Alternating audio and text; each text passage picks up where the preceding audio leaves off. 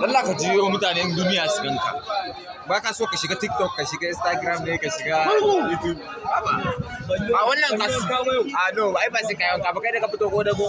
Wannan kasuwa yan kaba market ke. Ni sana'a na fito ba. Sai shahararrun wayoyi da kuka sani. Kamar irin wannan. Da wata. A ɗauko wannan. No, duk zan haska musu gilas. Kuma me kake nema dai a kasuwan nan dai waya ce za ka sa. Wannan 2000. Kai, da shiga wannan 300. Da yi ga uku.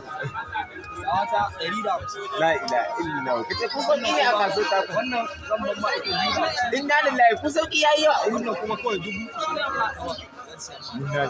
Kai yana hot 11 ce fa. Wannan kuma zan ban ma ita 100.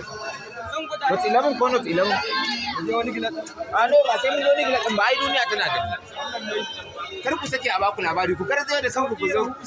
Sauki rahusa kuna kallon wani 300 da 100. Sauki rahusa da lafiya. Yan kaba market. Amana DSM. Yawwa amana DSM market. Ba wahala.